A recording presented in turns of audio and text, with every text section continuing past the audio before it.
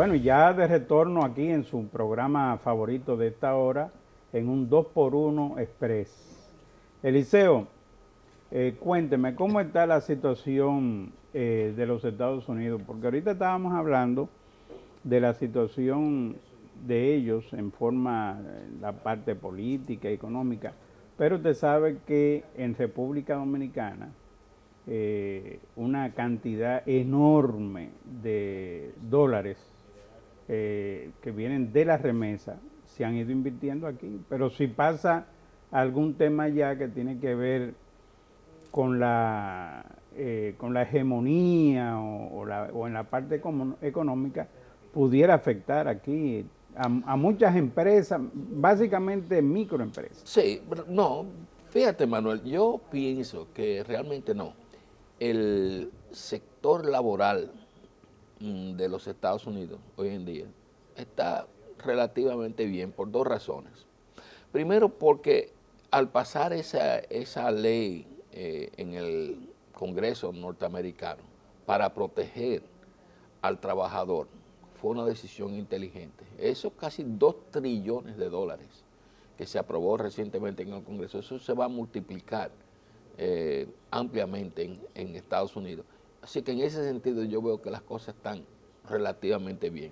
Donde yo veo aquí en República Dominicana que nosotros tenemos que aprovechar más es con el DR-CAFTA. ¿No es así? Nosotros no hemos realmente aprovechado la capacidad nuestra de exportación. Y ahí es donde yo veo el futuro de la República Dominicana, en su capacidad de exportar, en su capacidad de renovarse.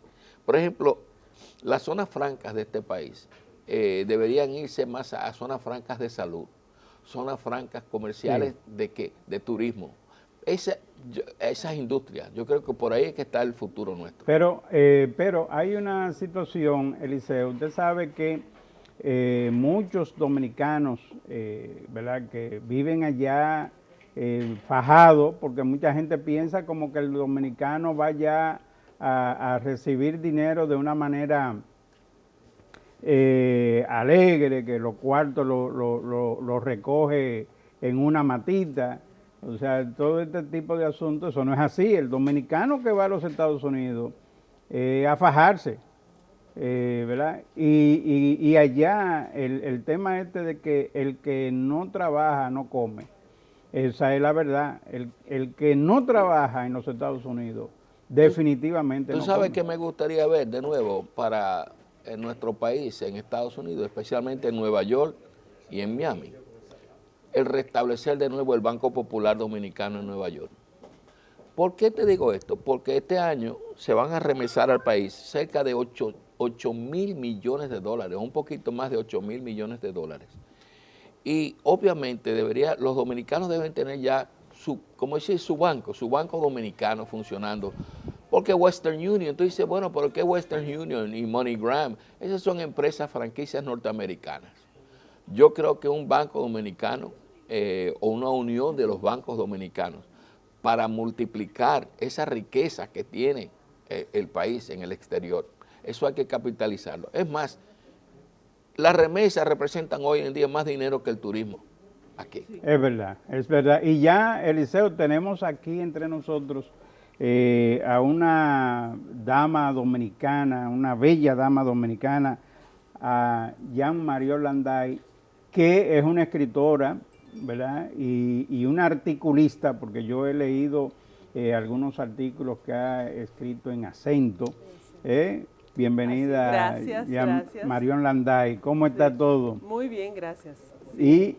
Y ella, fíjese qué libro, qué título más interesante, que es Testimonio, ¿verdad? Testimonio de acoso y resistencia durante la tiranía. Durante la tiranía. Sí. Wow. Ese es un libro extraordinario que ha escrito y que yo espero, Eliseo, Mire, este libro se lo voy a obsequiar. obsequiar de parte de Jean-Marie Landais. Ah, Pero sí, ya no, María sí, tiene que firmarlo. ese Sí, trabajo, claro, y claro, dedicarlo. en un momentito. Sí. Pero vamos a hablar un poquito del contenido de este En libro. efecto. Bueno, lo voy a ligar con lo último que estaba diciendo. La señora Pucha Rodríguez, que es un hombre con el que se le conocía, vivió de hecho en Nueva York y en Canadá y trabajó como doctora. Ella fue graduada de medicina en los años 40, no le dieron el diploma porque era durante la tiranía y su papá era un luchador antitrujillista.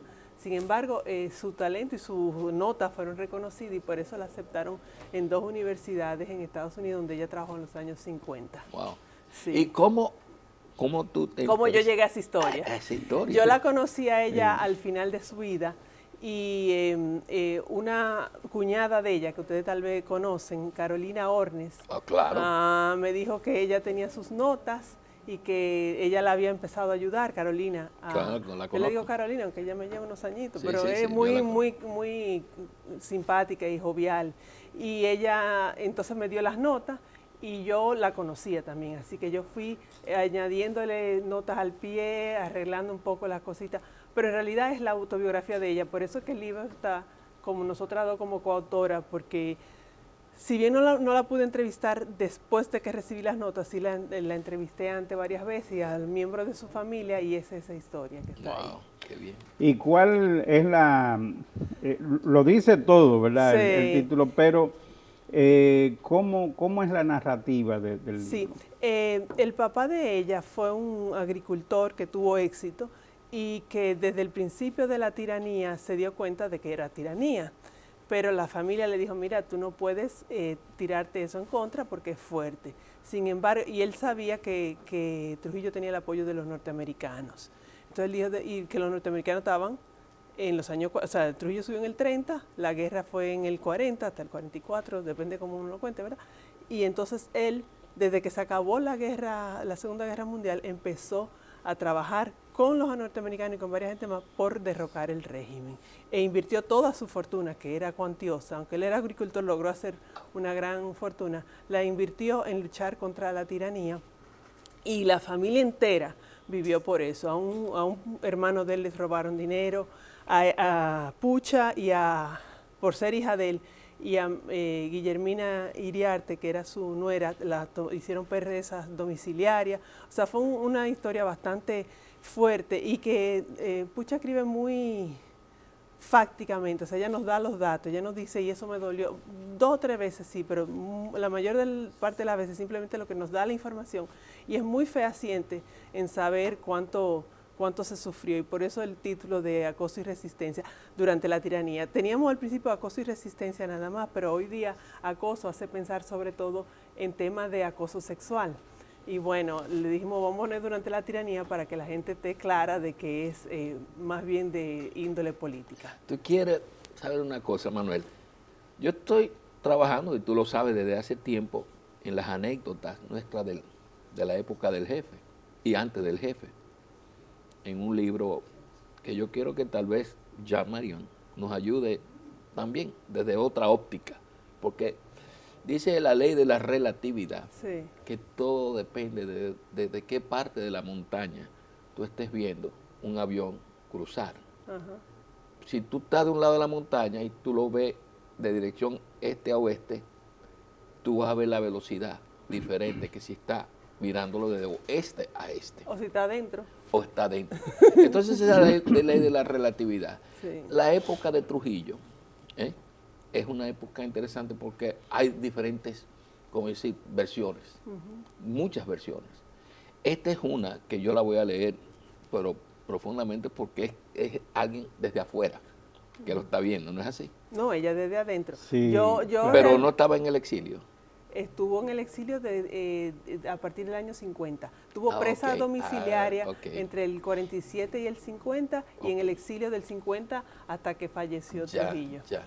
Y nació en el 22, o en el 25, no me acuerdo bien. Pero vivió los primeros 15 años del régimen, ella lo vivió como persona. Y debo decir que ella no tenía una visión, por lo menos en los primeros años de su vida, política. Ella era realmente familiar, o sea, Sí. y le gustaba la medicina, que es lo que dije, que estudió medicina. Entonces, ¿qué quiere decir eso? Que su preocupación era la clase de radiología, ese tipo de cosas, pero la dictadura dio como para poder arrastrarlos a todos ellos, realmente.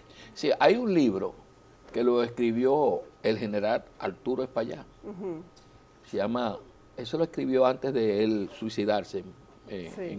en Canadá, que se llama El Último César, Sí. The Last Caesar. Ajá, no lo he leído. Ese es un libro que es precisamente sobre la tiranía.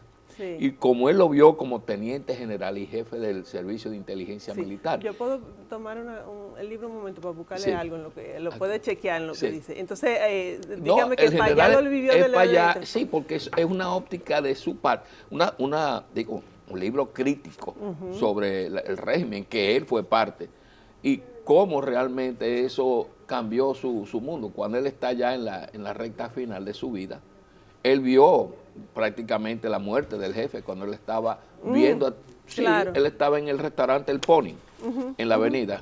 Cuando, No, sí, o sea, que él vio la caravana. claro, él sí. es el que va donde Pupo Román. Sí, ajá. Que era Ok, secretario de las Fuerzas Armadas, y le dice, interesante, mira, sí. acabo de ver este accidente con el jefe. Y ahí es donde se delata todo.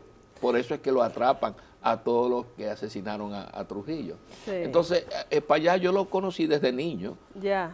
Vivíamos prácticamente frente a frente, ahí en la César Nicolás Penso Ajá. y la Leopoldo Navarro, donde estaba la embajada americana. Sí, Y hasta yo los veía a otros días. Trujillo todos los días caminando a las 5:30 de la tarde, cuando el jefe venía caminando por la César Nicolás Penso, doblaba por la Leopoldo Navarro, se iba directamente a la Bolívar, donde estaba el Golfito, y ahí doblaba a la derecha de nuevo y se iba a Guivia, entonces caminando. Esa era la caminata típica de Trujillo, Sí. todos los días. Sí. Sí. Pero increíblemente, Manuel, Trujillo no andaba con escolta, andaba con 3 personas. No, no la necesitaba. Bueno, pero es que esa época era muy diferente, por ejemplo, a hoy No, en ahora día. te andan con 10 y 15 y 20 vehículos. Hay una parte también que no conviene de tanta escolta, pero lo que yo le quería relatar a partir de eso es que el doctor Arturo Damirón, que trabajaba, Mi tío, bueno.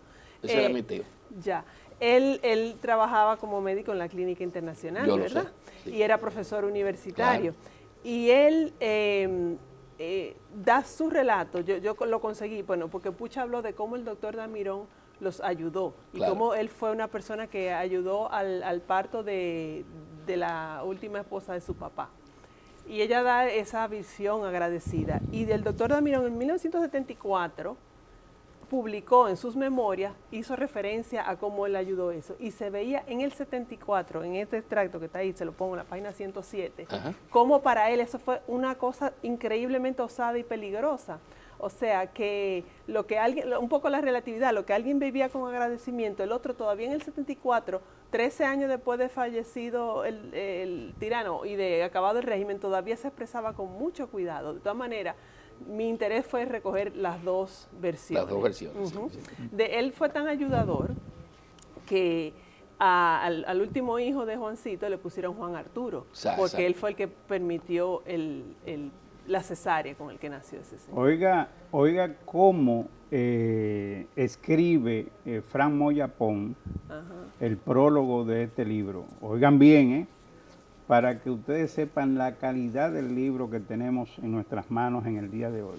Dice Fran Moya Pons: de todos los prólogos e introducciones del libro que he tenido el honor de escribir, pocos me han producido tantas emociones.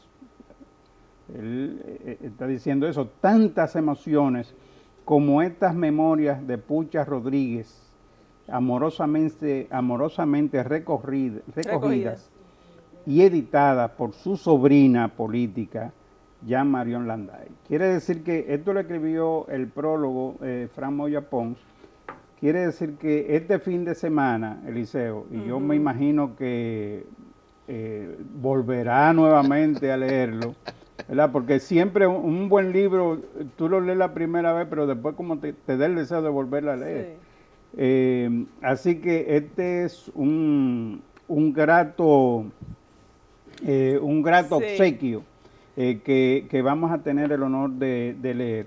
Una una pregunta. Solo que quiero darle las Sí. gracias a don Fran, porque esas son realmente una palabra que a mí me honran mucho.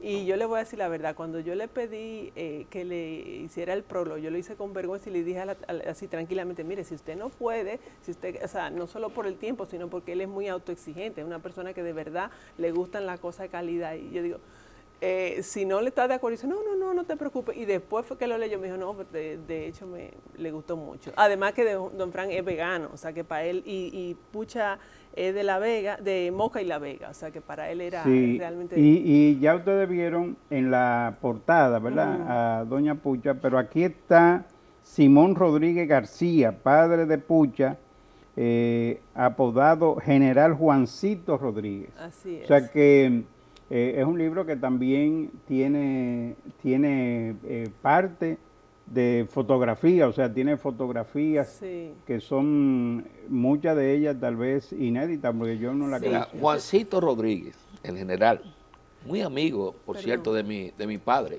Ah, qué bien. Sí, mi padre fue el fundador de la Guardia de Moncáceres. Ah, bueno. Y cuando sí. matan a Mon, el segundo tiro que se le pega, ahí en la avenida, es a mi papá, el Cojo Alba, por eso le decían el Cojo. Y Con con Mauricio Juancito Báez. hicieron una Esa es la gran más amistad. conocida.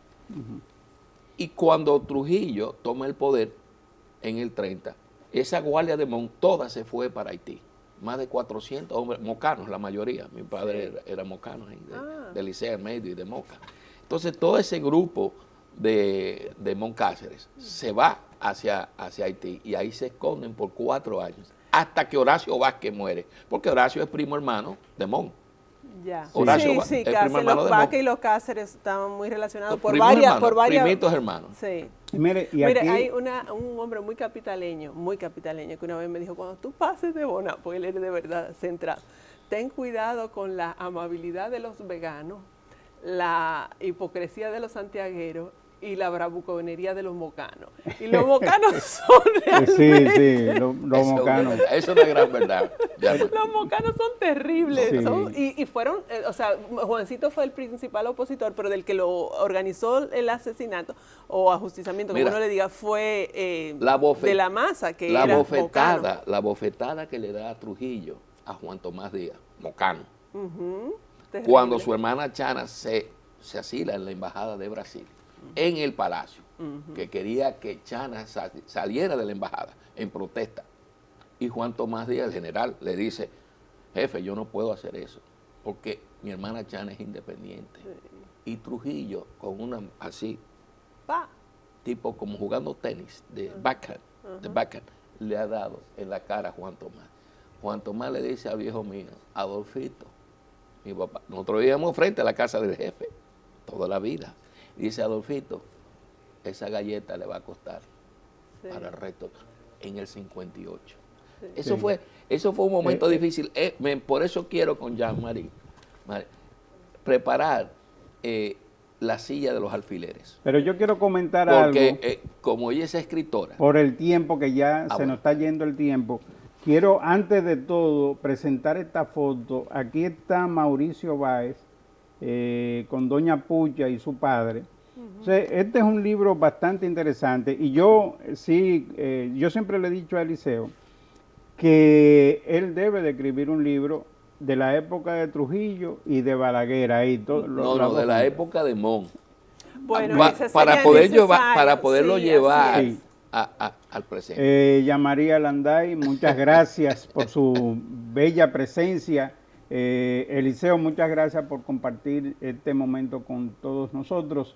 Y ustedes, amigos televidentes, esperamos que este programa haya sido de su agrado y nos veremos el próximo lunes en un 2x1 Express. Feliz fin de semana.